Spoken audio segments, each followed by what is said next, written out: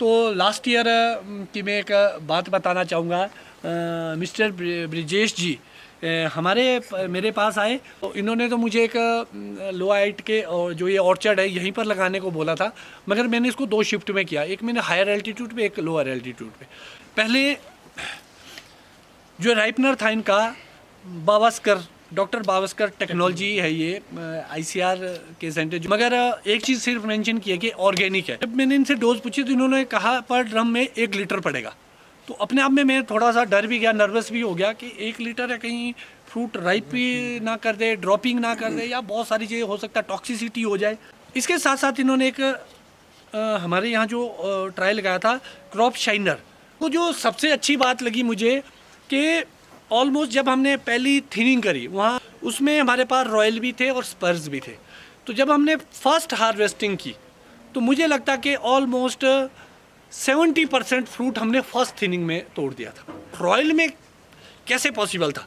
तो मैं बड़ा हैरान भी रहा कि कलर बड़ा अच्छा आया और नेचुरल वे में आया। टेक्नोलॉजी क्या है मुझे नहीं पता, मेरी अलग दूसरी प्रैक्टिसेस भी है, मगर मैंने ये देखा कि जहाँ ये किया गया था वहाँ फ्रूट ड्रॉपिंग ना के बराबर। और मैं आपको ये ज़रूर बताना चाहूँगा कि नेक्स्ट ईयर से इसको मैं पूरे ऑर्चर्ड में अप्लाई करूँगा।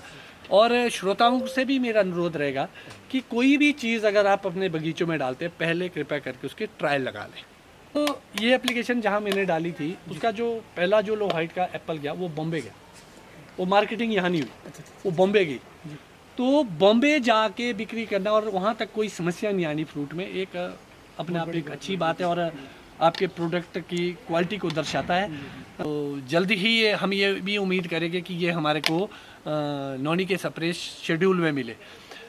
अगर मैं प्रोडक्ट की बात करूँ, मैं 100% सेटिस्फाइड हूँ। आज मुझे एक खबर इन्होंने दी ब्रिजेश जी ने कि एक कोई ऐसा प्रोडक्ट भी इन्होंने 1 केजी का लाया है मेरे पास है। ये जो हनी बीज है हमारी या तितली है, उसको अट्रैक्ट करने के लिए इसको हम 1 किलो को 15 से 20 लीटर पानी में शाम को भिगो के रखेंगे और सुबह हम मिस्ट के रूप में स्प्रे कर देगा। ईमानदार एम्प्लॉय होने के नाते इतना फीडबैक लेना, हर हफ्ते फ़ोन करना, 10 दिन में फीडबैक लेना, क्या प्रोग्रेस है डिम्पल सर, क्या हुआ? साथियों को मेरा नमस्कार। मेरा नाम ब्रिजेश है। मैं डॉक्टर भास्कर टेक्नोलॉजी में एज ए रीजनल मैनेजर कार्य कर रहा हूं और मैं पूरा हिमाचल देख रहा हूँ। भगवान साथियों, आज जो है मैं डिम्पल पांसला जी के ऑर्चर्ड आया था और मैंने डिम्पल पांसला जी से जो है उनके जो ट्रायल का फीडबैक लिया, और जो कि डिम्पल पांसला जी ने जैसे कि बताया कि डॉक्टर भास्कर टेक्नोलॉजी के जो क्रॉप शाइनर और राइपनर का उन्होंने स्प्रे करा था, उसके उनको क्या बेनिफिट मिले हैं, तो ये जानते हैं डिम्पल पांसला जी से। नमस्कार, मैं नीलकांत जगलान। आज मैं इस वक्त मौजूद हूँ जुब्बल क्षेत्र के तहसील टोडू में मौजूद हूँ और आप सभी को बता दूँ, आज इस वक्त मैं मौजूद हूँ एक बागवानी क्षेत्र पे। अगर हम बात करें तो परिचय के मोहताज नहीं है। हमारे बीच हमारे साथ हमारे बड़े भाई डिम्पल पांसला जी मौजूद है। सर, आपका बाबा टीवी में बहुत बहुत स्वागत है। Sir, thank you. आपका भी स्वागत है। आप जॉनसन बावर से इतनी दूर से यहाँ तक आए हैं हमारे बराल गांव में, तो आपका भी स्वागत है। सर जैसा कि हम आज यहाँ पे फीडबैक लेने आए, आप ज़रूर बताएं सर। सभी श्रोताओं को मेरा नमस्कार। आज आप यहाँ रोडू तहसील के डिस्ट्रिक्ट शिमला के बराल गांव में मौजूद है और ये जो जगह है ये चैनू है और यहाँ का जो समुद्र तल से जो ऊंचाई है वो लगभग 53-54 फीट है। और मेरा जो ये ऑर्चर्ड है 53-54 फीट पे भी है, 62-63 पे भी है और 72-73 की फीट पे भी है।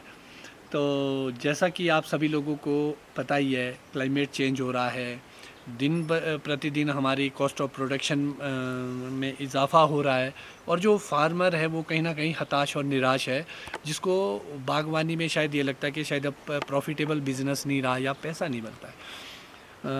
आपको मैं थोड़ा सा पीछे ले जाना चाहूँगा। जब हरित क्रांति आई थी, ग्रीन रेवोल्यूशन जिससे आप जानते हैं, तो उससे पहले हमारी इस इंडस्ट्री में केमिकल खादों का, दवाइयों का कोई भी छिड़काव नहीं होता था।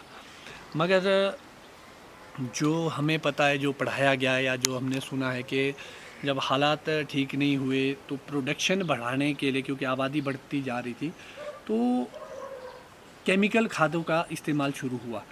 तो रेगुलरली हमारे पेरेंट्स भी डालते रहे और हम भी उसी को फॉलो करते रहे। मगर जब हमें जानकारी होने लगी बगीचों के बारे में, सेब के बारे में, हम साइंटिफिकली वे में, पहले तो प्रैक्टिकली सब लोग काम करते थे। उसके बाद जब हमने साइंस इसमें जोड़ी तो हमें पता लगा कि न्यूट्रिशन क्या है, कैसे मैनेजमेंट होती है, सॉइल मैनेजमेंट कैसी है। तो हमें ये आभास हुआ कि सॉइल टेस्टिंग भी कोई चीज़ है, लीफ एनालिसिस कोई चीज़ है, किस तरीके से न्यूट्रिशन अपटेक होते हैं। तो जब ये सारी चीज़ें थी तो हमने जब 2000 के आसपास काम शुरू किया तो ज़्यादा फोकस हमारा केमिकल खादों पे रहता था। जैसे कि आप लोगों ने देखा होगा, हमारे देश के प्रधानमंत्री जी भी ये बातें करते हैं, बड़े बड़े साइंटिस्ट आज ये बातें कर रहे हैं, बड़े बड़े डॉक्टर्स ये बात करते हैं कि जो हम चीज़ें खा रहे हैं, फल फ्रूट खा रहे हैं या अनाज खा रहे हैं, क्या वो केमिकल फ्री है? क्या इतनी ज़्यादा उसमें, जैसे हम आज कैंसर की बात करते हैं, तो कहीं ना कहीं जब प्राकृतिक खेती आई तो हमें यह आभास हुआ कि हमें थोड़ा सा अब जो प्रेशर था केमिकल फर्टिलाइज़र्स पे, तो उसको हम कहीं ना कहीं कम करना चाहते थे। इसी कड़ी में मुझे लगता है कि ऑलमोस्ट 6 या 7वीं साल है मुझे, सॉइल में ऑलमोस्ट हमारा जो केमिकल फर्टिलाइज़र है वो पूरी तरह से बंद ही है। अब हम यूज़ नहीं करते हैं। हाँ, सॉइल टेस्टिंग हम प्रॉपर कर रहे हैं। अगर हमें ये लगेगा कि कभी किसी न्यूट्रिशन की या एन की या पी के या के की के रिक्वायरमेंट है तो हम ज़रूर उसको डालेंगे। अब सबसे बड़ी चुनौती ये नहीं थी कि हमने सॉइल मैनेजमेंट तो हमने अच्छे से कर ली। सबसे ज़्यादा जो समस्या आ रही थी हमारे जो फॉलियर एप्लीकेशन जो हम करते हैं, जो हम ऑलमोस्ट अभी तक भी, अगर मैं सॉइल की बात करूँगा तो मुझे लगता है कि केमिकल वाला तो शायद मैं 10 से 15% या 10% भी नहीं मानेंगे आप। ऑलमोस्ट केमिकल फ्री मानूंगा मैं अपनी खेती। और नेचुरल खेती में भी मैं एक रजिस्टर्ड फार्मर हूँ, कुछ एक भाग में मैं नेचुरल प्राकृतिक खेती भी कर रहा हूँ। तो जो समस्या आ रही थी मुझे, वो आ रही थी फॉलियर को लेके, चाहे हम डिजीज़ मैनेजमेंट की बात करें या पेस्ट मैनेजमेंट की बात करें, जो भी ये सारी चीज़ें हैं। तो इस संदर्भ में जो हमें जो सबसे ज़्यादा प्रॉब्लम आ रही थी, तो हम ये उससे पहले मैं ये बताना चाहूँगा, हम ढूंढ रहे थे कि क्या हम 100% केमिकल फ्री फॉलियर एप्लीकेशन में भी कुछ कर सकते हैं। तो इसीलिए हमने एक कोशिश करते रहते हैं कि जितने भी कंपनीज़ जो ऑर्गेनिक प्रोडक्ट्स बनाती है, वो तरह तरह की आती है, सॉइल वाली आती है, फॉलियर वाली है, तो हम सबके ट्रायल लगाते हैं अपने ऑर्चर्ड में। तो लास्ट ईयर की मैं एक बात बताना चाहूँगा, मिस्टर ब्रिजेश जी मेरे पास आए और उन्होंने एक तो कुछ बहुत सारी बातें की। तो उसमें हमें एक दो समस्या जो सबसे ज़्यादा आती थी, वो जो मैं इनसे डिमांड कर रहा था कि हमें ऐसी कोई ऑर्गेनिक बेस में हमारे को, क्योंकि लेट जैसे आएगी मेरे पास, स्टार्टिंग में नहीं थे। तो जब लेट जैसे आए तो हमने देखा कि भाई हमें जो सेब का कलर है, क्योंकि जो भारत की मार्केट है यहाँ रेड डिलीशियस सबसे ज़्यादा पैदा किया जाता है, शायद पूरी दुनिया में भी इतना परसेंटेज में नहीं पैदा किया जाता जितना यहाँ है। हमारे यहाँ पे ऑलमोस्ट मुझे लगता है कि 98% रेड डिलीशियस अभी भी पैदा किया जाता है, बाकी वैराइटीज़ तो बहुत कम है। तो जो ख़ास तौर पर जो लो एलिवेशन है, जैसे मैंने क्लाइमेट चेंज की बात की, स्टार्टिंग में जब वर्जन सॉइल थी, नए बगीचे थे, उस टाइम कलर अच्छा आता था। आज आप देखें कि स्नो लाइन भी काफ़ी ऊपर चले गई है। तो वो सारे रीज़न हो सकते हैं, साइंटिफिकली वो तो साइंस जाने। तो प्रैक्टिकली जो हम चीज़ें देखते हैं, हमें क्या चीज़ों की रिक्वायरमेंट थी, हमें थी कि एक ऐसा कलर इन्हेंसर, जैसे हम इथेलिन की बात करते हैं, जो उस प्रोसेस को तेज़ करता है जिससे फ्रूट राइपनिंग होती है। हम क्योंकि भारत में अर्ली मार्केट बड़ी मायने रखती है, जिसने टाइम से बेचा, तो उसी संदर्भ में हमने कुछ ट्रायल लगाए थे। तो इन्होंने तो मुझे एक लोआइट के और जो ये ऑर्चर्ड है यहीं पर लगाने को बोला था, मगर मैंने इसको 2 शिफ्ट में किया, एक मैंने हायर एल्टीट्यूड पे, एक लोअर एल्टीट्यूड पे। तो जो ये मैंने ट्रायल लगाए थे, वो पहले जो राइपनर था इनका डॉक्टर बावस्कर टेक्नोलॉजी है, ये ICR के सेंटर, जो इन्होंने मुझे डॉक्टर साहब के बारे में बताया, इनकी अपनी हिडन टेक्नोलॉजी है। मतलब अभी तक ये इन्होंने मेंशन नहीं किया कि इसके अंदर क्या है, मगर एक चीज़ सिर्फ मेंशन की है कि ऑर्गेनिक है। तो जब ऑर्गेनिक के नाम सुनते तो हमें भी अच्छा लगता है कि भाई चलो कुछ और ट्राई करें। तो इन्होंने जब मुझे ये राइपनर डालने को बोला, तो जब मैंने इनसे डोज पूछी तो इन्होंने कहा पर ड्रम में 1 लीटर पड़ेगा। तो अपने आप में मैं थोड़ा सा डर भी गया, नर्वस भी हो गया कि 1 लीटर है, कहीं फ्रूट राइप भी ना कर दे, ड्रॉपिंग ना कर दे, या बहुत सारी चीज़ें हो सकता है, टॉक्सिसिटी हो जाए। तो मिक्सिंग तो मैंने करी नहीं, मगर लो हाइट की बात कर रहा हूँ। इसके साथ साथ इन्होंने एक हमारे यहाँ जो ट्रायल लगाया था, क्रॉप शाइनर, डॉक्टर बाबा शंकर का क्रॉप शाइनर करके जो भी था, 1-1 लीटर की डोज इन्होंने डलवाई मुझसे। तो डर के मैंने भी डाली एक भाग में।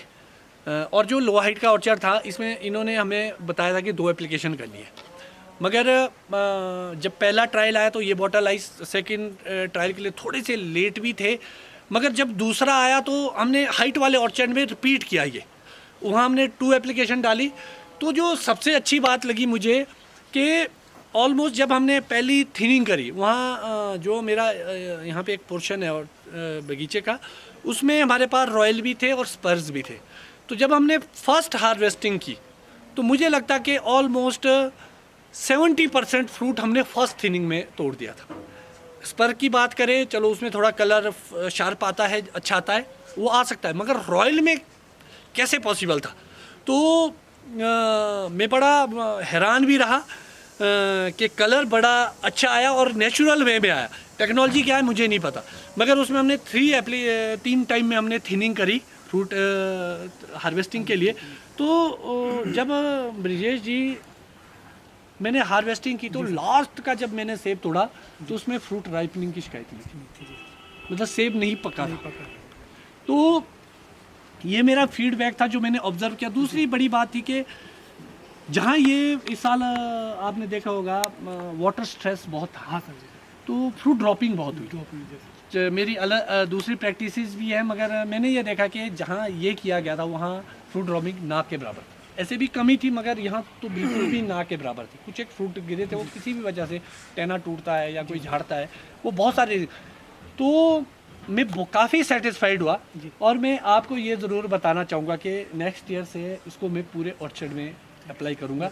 और श्रोताओं से भी मेरा अनुरोध रहेगा कि कोई भी चीज़ अगर आप अपने बगीचों में डालते हैं, पहले कृपया करके उसके ट्रायल लगा लें, क्योंकि एक लक्त हम कर नहीं सकते, क्योंकि मैं एक ऐसा ऑर्चर्डिस्ट हूँ जिसने फ्रूट जलाए, फूल जलाए, पत्तियाँ जलाई, पेड़ सुखाए ट्रायल के नाम पे। तो डर भी लगता है। तो जब आप भी करें, हाँ ऑर्गेनिक वे में ज़रूर ये मज़े रहती है कि भाई इसके टॉक्सिसिटी नहीं होती साइड, और टॉक्सिसिटी इसकी बिल्कुल भी नहीं थी। फ्रूट की जो शाइन थी वो काफ़ी अच्छी थी और मार्केट में भी काफ़ी अच्छा प्राइस मिला। सबसे अच्छा होता है जी, या सबसे बड़ी बात होती है कि जब आप सेल करते हैं। और एक बड़ी इंटरेस्टिंग बात मैं बताऊंगा आपको, जो ये एप्लीकेशन जहाँ मैंने डाली थी उसका जो पहला जो लो हाइट का एप्पल गया वो बॉम्बे गया, वो मार्केटिंग यहाँ नहीं हुई, वो बॉम्बे गई। तो बॉम्बे जाके बिक्री करना और वहाँ तक कोई समस्या नहीं आनी फ्रूट में, एक अपने आप एक अच्छी बात है और आपके प्रोडक्ट की क्वालिटी को दर्शाता है। जैसा कि ये ट्रायल थे जी, मैंने ब्रिजेश जी को भी बोला कि कोई भी टेक्नोलॉजी आती है हम उसको तब ज़्यादा अच्छा मानते हैं जब वो हमारी नॉन यूनिवर्सिटी से प्रमाणित भी हो। तो इन्होंने अपना काम शुरू कर दिया है और बहुत जल्द ये पैकेज एंड प्रैक्टिस में शायद हम लोगों के बीच आएगी और हो सकता है सेपरेट शेड्यूल का हिस्सा बने, क्योंकि हमारे वाइस चांसलर सर या पूरी यूनिवर्सिटी बागवानी विभाग हमारा वो सारा अब नेचुरल खेती पे ज़्यादा फोकस कर रहा है और सेंट्रल गवर्नमेंट का भी बहुत प्रेशर रहता है और हो सकता है कि आने वाले टाइम में हमें केमिकल फ्री की ओर ही जाना पड़े, हेल्थ प्रॉब्लम्स आ रही है। तो जल्दी ही हम ये भी उम्मीद करेंगे कि ये हमारे को नॉनी के सेपरेट शेड्यूल में मिले। अगर मैं प्रोडक्ट की बात करूँ, मैं 100% सेटिस्फाइड हूँ और हम काफ़ी समय से यही चाह रहे थे। हम पोटाशियम कर रहे थे, दूसरी चीज़ सुपर डाल रहे थे, या हम लास्ट टाइम में फ्रूट शाइन को लेके बड़े चिंतित रहते हैं। कैल्शियम तो हमारा रेगुलर होता रहता है, फ्रूट फिनिशिंग और शाइनिंग के लिए बोरॉन होता रहता है, मगर क्या टेक्नोलॉजी है शायद अभी हिडन है। बहुत जल्द शायद ये ओपन भी हो जाए हमारे बीच के भाई क्या है, क्योंकि ट्रायल थे। तो मैं काफ़ी सेटिस्फाइड हूँ और आज मुझे एक खबर इन्होंने दी ब्रिजेश जी ने कि एक कोई ऐसा प्रोडक्ट भी इन्होंने 1 kg का लाया है मेरे पास ट्रायल के लिए, अगली साल का है। वैसे टाइम है नहीं अभी इसके बारे में बात करने का, फिर भी बात कर लेते हैं। ये जो हनी बीज है हमारी या तितली है, उसको अट्रैक्ट करने के लिए, जैसा कि आप सभी को पता है कि सेब किस चीज़ से लगते हैं, ठीक है, न्यूट्रिशन से भी लगते हैं, जो सबसे ज़्यादा लगते हैं वो पॉलिनेशन से लगते हैं। मगर अगर हम अपने एप्पल की बात करें, सेब की बात करें, ख़ासतौर पर लाल सेब की बात करें, आपने सुना होगा सेल्फ पॉलिनाइज़र, क्रॉस पॉलिनाइज़र, ऐसी ऐसी वैरायटीज़ सुनी होगी आपने। तो जो हमारा रेड डिलीशियस है, लाल सेब है, चाहे वो स्पर है चाहे रोल है, वो सेल्फ पॉलिनेटेड नहीं होता है।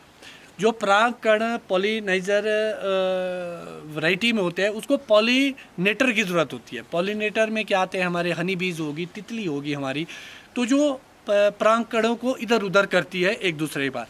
तो जो रेड डिलीशियस है उसमें सबसे ज़्यादा अगर फ्रूट लगेगा वो तब लगेगा अगर आपका क्रॉस पॉलिनेशन होगा। अगर पेड़ ही पेड़ होगा, उसको कैरी करने वाला कोई सोर्स नहीं होगा, तो फिजूल है वो चीज़ें।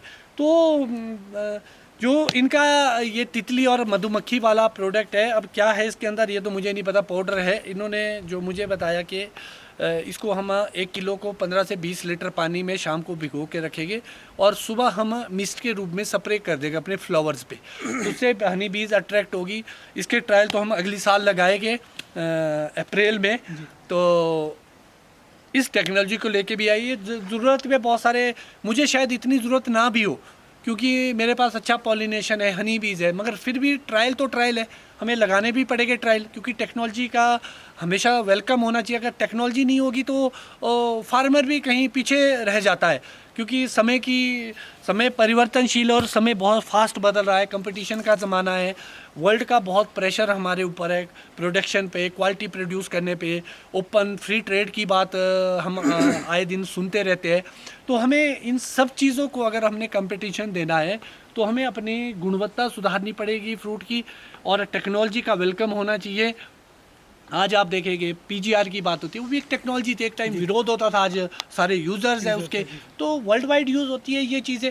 अगर कोई ऑर्गेनिक वे में हमें ये सारे प्रोडक्ट, तो शायद हम केमिकल फ्री होने में जब होंगे तो तब के लिए हमें बहुत बेनिफिट रहेगा ब्रिजेश जी।